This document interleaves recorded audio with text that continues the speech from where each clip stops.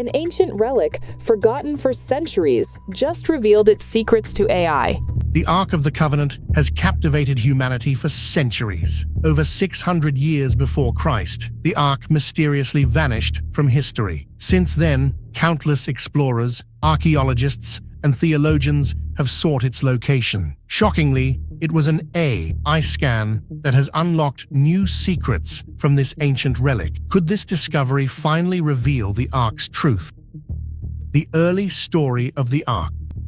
The Ark of the Covenant is often seen as one of the most intriguing objects mentioned in the Hebrew Bible. People have been fascinated by it for centuries, wondering if it still exists somewhere or if it was lost forever in ancient times. The Ark is first introduced in the book of Exodus. It wasn't just any wooden box. It was said to be crafted based on precise instructions given to Moses at Mount Sinai. Most recognize that its purpose was to hold tablets bearing the 10 Commandments, but many might not realize it also contained other objects, including a golden pot of manna, bread from heaven used to feed the Israelites in the wilderness, and the rod of Aaron, which once miraculously sprouted blossoms as a divine sign. In simple terms, the Ark was a wooden chest overlaid with gold, complete with gold rings at each corner through which staff-like poles were inserted. These poles were used to carry the Ark because direct contact was strictly forbidden. The top of the chest, known as the mercy seat, was crowned by 2 golden cherubim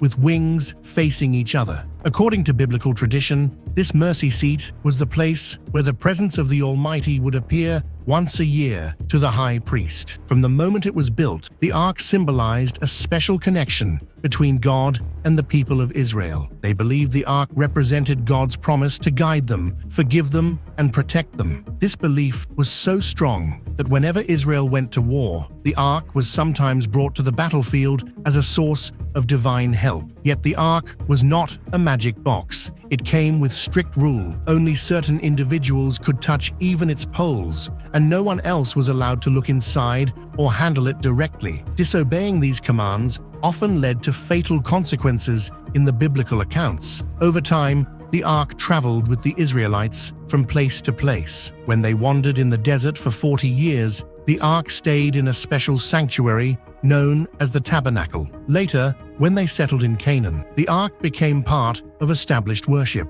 Eventually, King David brought it into Jerusalem with great celebration. Then it was placed in the temple built by his son Solomon. Its location in the temple was called the Holy of Holies, a restricted inner chamber where only the high priest could enter once a year on the Day of Atonement. What makes the Ark so fascinating is that it was never treated as a mere relic. It signified much more. Each item inside worked like a small exhibit of Israel's past. The tablets were a reminder of their agreement with God. The pot of manna was a reminder that God provided for them in the wilderness, and Aaron's rod reminded them that God chooses leaders in unexpected ways. These items were sealed beneath the mercy seat, which was a visible sign of God's mercy covering his law, bringing balance between justice and compassion. Today, talk of the Ark often raises questions. Where did it go? How could something so important just vanish? Part of the mystery is tied to the final days of the First Temple, around the time of Babylon's invasion. Biblical passages describe the temple's destruction, a long exile, and the confiscation of holy objects by foreign armies. Yet the Ark isn't clearly listed among these stolen objects. This silence in the historical record leaves its fate open to countless interpretations. What heightens the curiosity is that many different groups throughout history have claimed to have the Ark or know where it might be hidden, from legends in Ethiopia pointing to a guarded church in Axum, to stories claiming it sits somewhere in secret tunnels under Jerusalem. Each possibility has stirred debates among scholars, religious communities, and curious explorers. To better understand these claims, it helps to look at the biblical text, ancient writings, and cultural traditions that helped shape them. That is where history and faith often meet, sometimes harmonizing, other times clashing, leaving us with a mystery that refuses to fade. How the Ark was made and handled. process by which the ark was built stands out in the book of Exodus. According to the text, God provided Moses with detailed instructions for the tabernacle and its furnishings. Among those instructions were exact measurements and specifications for the ark. It was to be fashioned from acacia wood, known in that region for its durability, and meticulously covered in gold. Craftsmen used their best skills to shape the wood into a rectangle and to hammer gold overlays, ensuring the box looked radiant and worthy of something sacred. The poles inserted through gold rings along the ark's sides were themselves made from acacia wood and also overlaid with gold. These poles were never to be removed, a rule likely meant to make sure nobody would ever have to handle the ark directly. Scripture repeatedly warns of the dire consequences for anyone, even priests, who touched the ark or opened it without authorization. The Levite tribe was chosen to care for the tabernacle and to transport the ark, but only the Kohathite subclan among the Levites was permitted to carry it. They also had to follow specific rituals each time they transported it. Along with these restrictions, there were layers of fabric placed over the ark whenever it was moved, preventing curious eyes from seeing it in full daylight. The Old Testament passages about the ark hint at its holiness, telling of events where men died instantly for coming into improper contact with it. The best-known example is Uzzah, who attempted to steady the ark when it looked like it might fall from a moving cart. The moment he touched it, according to the text, he died on the spot. This chilling story conveyed to ancient Israel that the ark was not to be treated casually. For everyday people, the ark was out of sight and mostly out of reach. It was said to reside in the tabernacle's innermost chamber, then later in the temple's Holy of Holies. Regular worshippers never saw it. Even the high priest, the only person allowed in the Holy of Holies, did not gaze at it boldly. He was instructed to bring incense that formed a cloud of smoke between himself and the ark before offering the blood of sacrificial animals on the mercy seat once a year. Aside from its spiritual role, the ark also had religious, social, and even political significance. For instance, when the Israelites carried the ark across the Jordan River to enter the Promised Land, the waters parted, allowing them to pass safely, almost echoing the earlier crossing of the Red Sea. Later, when they marched around the walls of Jericho with the ark, the walls miraculously fell. These episodes tied the ark to dramatic events, reinforcing the idea that it embodied divine power and guidance. Such stories made the ark more than a simple symbol. It became a living sign of Israel's unique identity and the presence of God among them. Owning or protecting this sacred chest was an immense responsibility. Kings and leaders who respected the ark were considered devoted to God. David, in particular, displayed a kind of reverence and exuberance when he brought the ark into Jerusalem. He even danced in celebration, setting a precedent that showed the ark's arrival was an event worth extraordinary rejoicing. But those who disregarded the ark's holiness faced problems. There are biblical accounts of enemies capturing the ark, but then suffering plagues until they returned it. Such episodes enforced the view, at least among the Israelites, that the ark's power was not to be mocked or trivialized. This deep respect shaped how the ark was handled and how it remained guarded and hidden during tumultuous times in Israel's history. Ancient battles and the ark's role. In ancient Israel, religion, politics, and warfare were often interconnected. The Ark of the Covenant stood at the center of many notable events, serving as a rallying point for armies and a religious object believed to confer advantages in battle. The Book of Numbers and the Book of Joshua each mention instances where the ark led the troops or was present on the front line, implying that its presence could tilt outcomes toward Israel's favor. These writings suggest more than just a symbolic gesture. They portray the ark as a sign of divine might that accompanied the people in their toughest moments. One of the most well-known examples is the Battle of Jericho. The story goes that the Israelites marched around the fortified city with the ark at the forefront while priests blew trumpets. On the seventh day, Jericho's walls collapsed in a dramatic fashion, allowing Israel to conquer the city with ease. This event is often described in children's lessons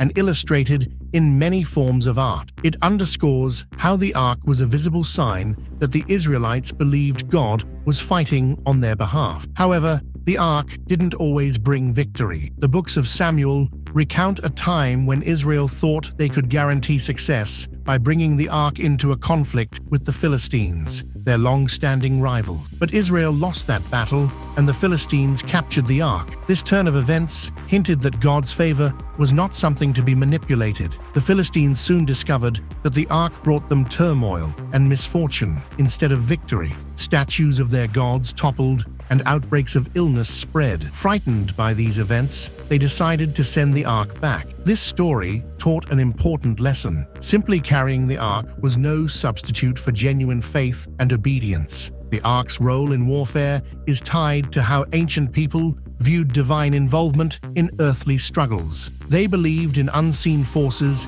shaping real-world events. Soldiers drew courage from the Ark's presence, thinking that God was on their side. Leaders, too, sought the Ark's help for battlefield success, though the biblical narrative often emphasizes that the moral and spiritual state of the nation was more crucial than any object they carried. In times of crisis, especially when foreign powers threatened Israel's security, the idea of safeguarding the Ark grew in importance. Various accounts mention the Ark being moved or hidden during invasions. Protecting it was seen as vital because losing it symbolized more than a military defeat. It meant losing the visible marker of God's presence and favor. When older texts describe the growing tension leading to the Babylonian destruction of Jerusalem, they set the stage for the Ark's final mention in the Hebrew canon. After that, the scriptural lines go silent on its exact fate.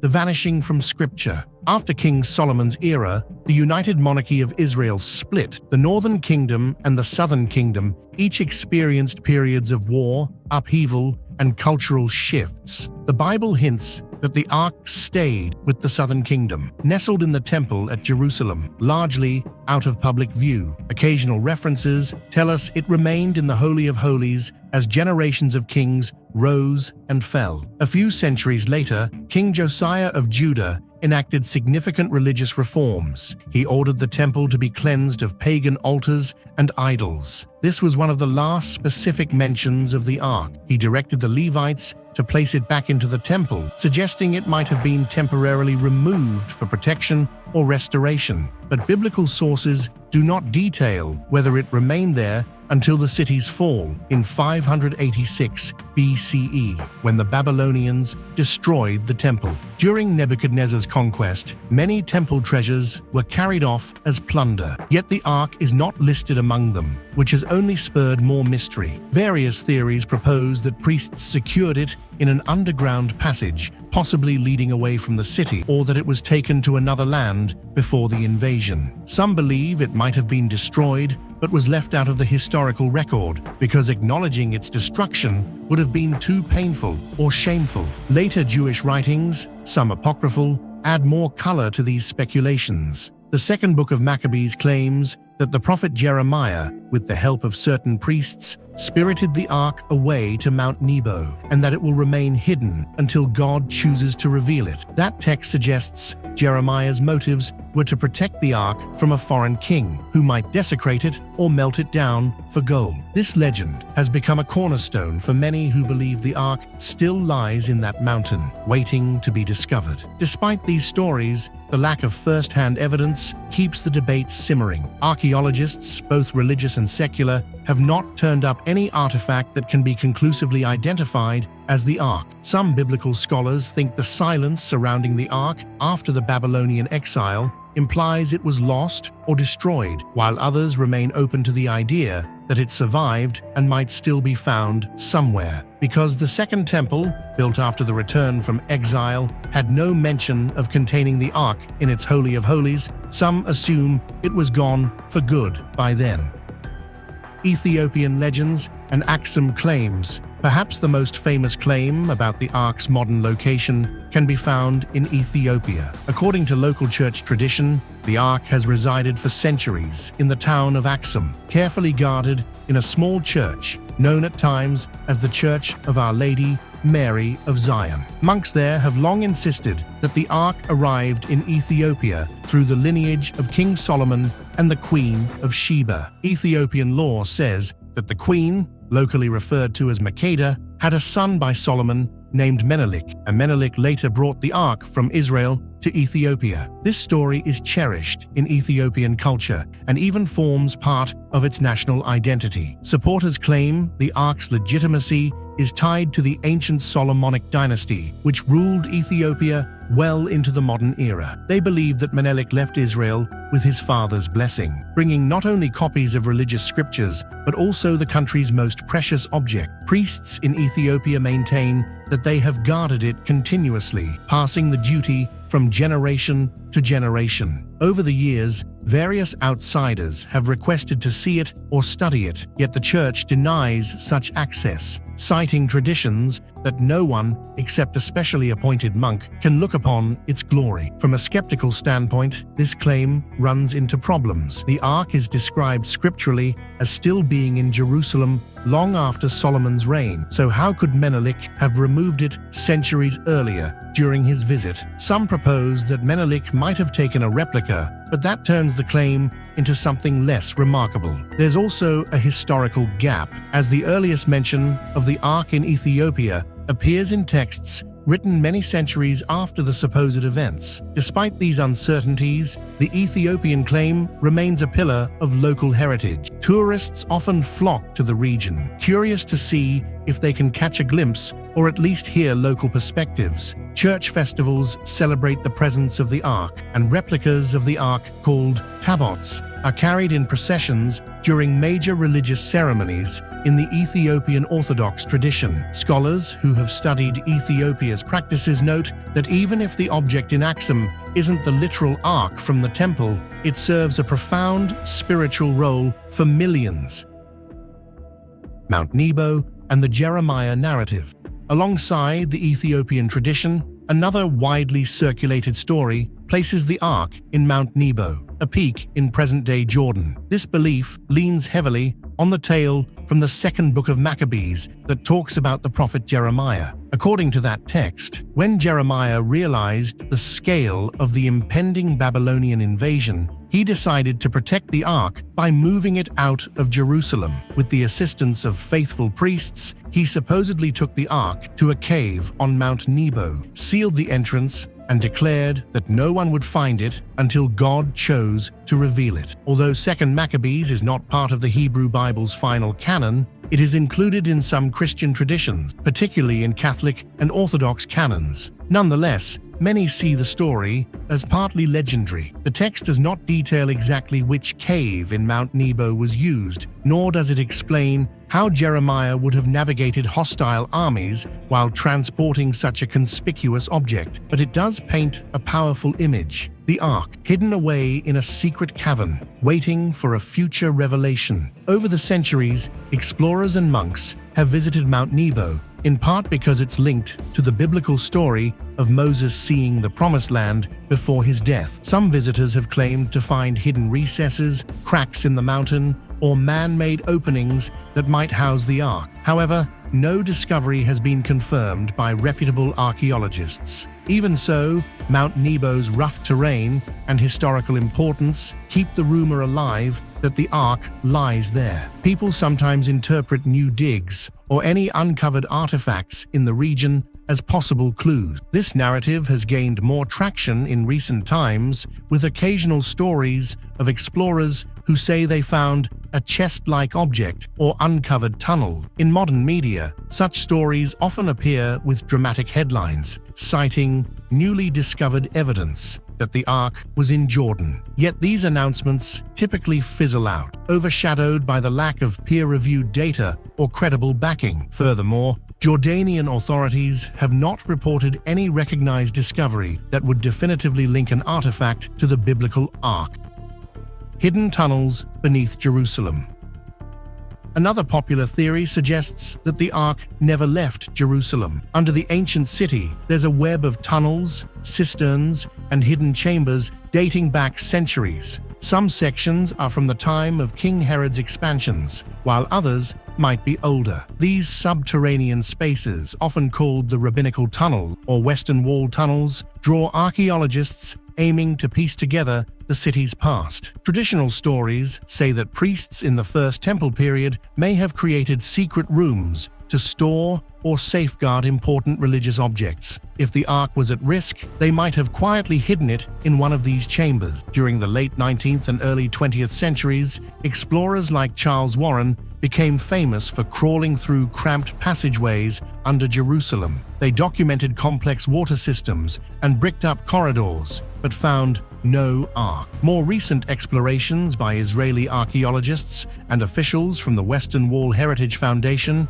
have revealed expanded passages and potential living areas, indicating how the subterranean portion of the city changed over time. Proponents of the Jerusalem tunnels theory often point to references in Jewish texts like the Talmud, which discuss how certain priests were assigned to safeguard temple treasures. While these texts do not explicitly mention the Ark's final hiding place, they do describe the temple's broader storehouse procedures. Some interpreters claim that if the Ark was still in Jerusalem, it could have been deposited in a carefully disguised section that remains undiscovered. Others suspect the Ark might lie underneath the Dome of the Rock or in sealed rooms beneath the Temple Mount, making searches nearly impossible due to political and religious tensions surrounding holy sites. People sometimes highlight small findings, a blocked path, a carved symbol, or ancient steps, as hints of a larger, hidden complex. Modern technology has allowed ground-penetrating radar scans, but such methods are limited by restrictions on digging at sensitive sites. Uncovering anything major near the Temple Mount tends to draw global attention, leading authorities to proceed cautiously. Although it's a compelling idea, the obstacle is that no one has produced a single piece of evidence of the Ark. All that exists are rumors or unverified claim. Officials managing archaeological projects in Jerusalem maintain that while fascinating items have surfaced, like bully, pottery shards, and other relics, nothing so grand as the Ark has been detected. Yet fascination grows from the thought that perhaps the Ark sits just a few yards beyond some yet unexplored wall, waiting for the right moment in history. The Copper Scroll and the Treasures of Qumran. A different angle focuses on the Copper Scroll, a unique artifact uncovered among the Dead Sea Scrolls near Qumran. This metal document, unlike the parchment or papyrus scrolls, appeared to describe hidden caches of gold, silver, and various ritual objects. Once scholars managed to unroll it by carefully cutting the corroded copper, they deciphered a text that sounded like a treasure map. It listed around 60 or more secret stashes, many associated with religious items. Some enthusiasts suspect that the Ark might be among these hidden treasures. They argue that ancient communities, possibly during the Roman destruction of the Second Temple, recorded where they concealed valuable temple articles. If true, the Copper Scroll might hold clues pointing to the Ark's location. However, the scroll does not explicitly mention the Ark. Most of the references talk about gold bars or temple vessels, but not the famous chest itself. Researchers also note that the location names on the Copper Scroll can be tough to match with modern geography. Many have tried to decode the directions, hoping to find hidden vaults scattered across the Judean wilderness. Yet extensive searches have come up empty-handed. Treasure hunters still flock to the region, but the sites described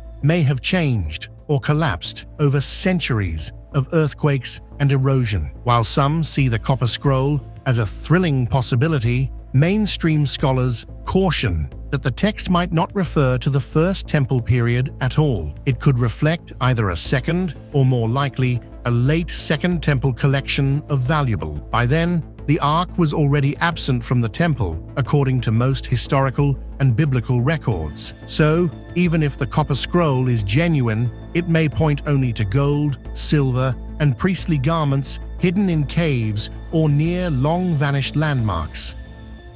Modern hunts and archaeological excitement.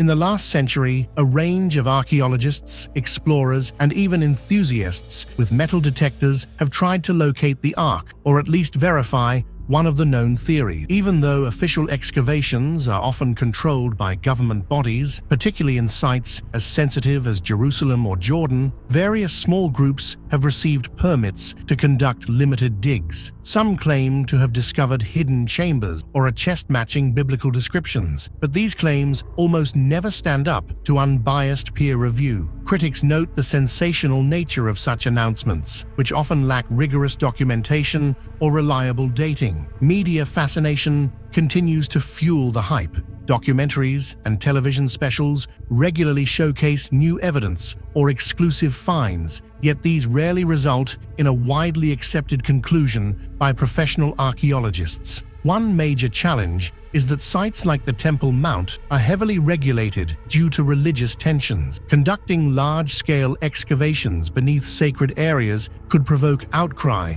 or conflict, so any quest for the Ark there is severely restricted. Now and then, local rumors draw attention to remote caves in the Middle East. Adventurers with sponsors will journey to the area, do a brief survey, and come away with tales of suspicious cavities or faint impressions that look like something was once stored there. But absent a well-preserved artifact or a clear inscription, these remain inconclusive. Meanwhile, scientific tools like ground-penetrating radar and advanced scanning have grown more accurate. They hold the potential to reveal hidden voids or metallic objects buried deep underground. To date, however, no such credible discovery has emerged. Even when something unusual appears on a scan, it typically turns out to be a natural rock formation or an empty hole. For all the resources dedicated to finding the Ark, scholars remind us of one basic truth. Even if you found a golden chest matching biblical measurements, proving it is the Ark would be a colossal challenge. You'd need a continuous historical record, inscriptions that line up with biblical references,